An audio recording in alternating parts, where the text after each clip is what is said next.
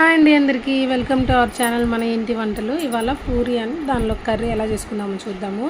ఇదైతే మా అమ్మ స్టైల్ కర్రీ అండి, చాలా బాగుండిద్ది, సింపుల్గా క్విక్గా అయిపోయిద్ది. అయితే ఫస్ట్ పిండి తీసుకొని దాంట్లో 2 spoons of sugar, 1/2 spoon of salt, 1 spoon oil వేసుకొని అది మనం ఇలా చూపిస్తున్నట్టుగా అయితే అప్పుడు వాటర్ యాడ్ చేసుకుంటూ మిక్స్ చేసుకోవాలండి. మనం ప్రెస్ చేస్తే స్మూత్గా వెళ్ళిపోవాలండి. అంతే అండి, పిండి రెడీ అయిపోయింది. ఒక 15 మినిట్స్ పక్కన పెట్టుకున్నాను నేను. తర్వాత ఒక గిన్నె పెట్టుకొని అందులో ఆయిల్ వేసుకొని తాలింపు గింజలు యాడ్ చేసుకున్నాను. కరివేపాకు, పచ్చిమిర్చి సన్నగా ముక్కలుగా కట్ చేసుకున్న ఆనియన్ వేసుకోవాలి. నేను 3 మీడియం సైజ్ ఆనియన్ తీసుకున్నాను. ఇందులో ఒక ఆనియన్ ఉంటేనే బాగుంటుంది. వేగేలోపు నేను ఒక గిన్నెలో 2 స్పూన్స్ ఆఫ్ శనగపిండి ఉంటుంది కదా, అది యాడ్ చేసుకున్నాను. శనగపిండి లేకపోతే పుట్నాల పప్పుని అప్పటికప్పుడు పొడి చేసుకొని వేసుకోవచ్చు అండి, ఇంకా బాగుంటుంది.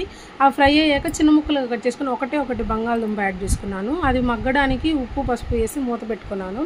5 మినిట్స్ తర్వాత వాటర్ యాడ్ చేసుకోవాలి. ముందుగా మనం కలిపి పెట్టుకున్న శనగపిండిని యాడ్ చేసుకోవాలి. ఇది దగ్గర పడేలోపు నేను ఇంకొక కడాయిలో నూనె పోసుకొని డీప్ ఫ్రైకి ఆయిల్ హీట్ చేసుకుంటున్నాను. ఈలోపు నేను పెట్టుకున్న పిండి తీసుకొని చిన్న చిన్న ముద్దలుగా చేసుకొని వాటిని చిన్న పూరీల్లాగా చేసుకున్నాను. ఆయిల్ కాగాక ఈ పూరీలు మనం నూనెలో వేసుకుంటే చాలా బాగా పొంగుతాయండి. అంటే దీంట్లోకి ఉప్మా రవ్వ యాడ్ చేయలేదు కదా, అయినా కూడా బాగుండిద్ది, పొంగుతాయండి. మనం నానబెట్టేదాన్ని బట్టి, కలుపుకునేదాన్ని బట్టి.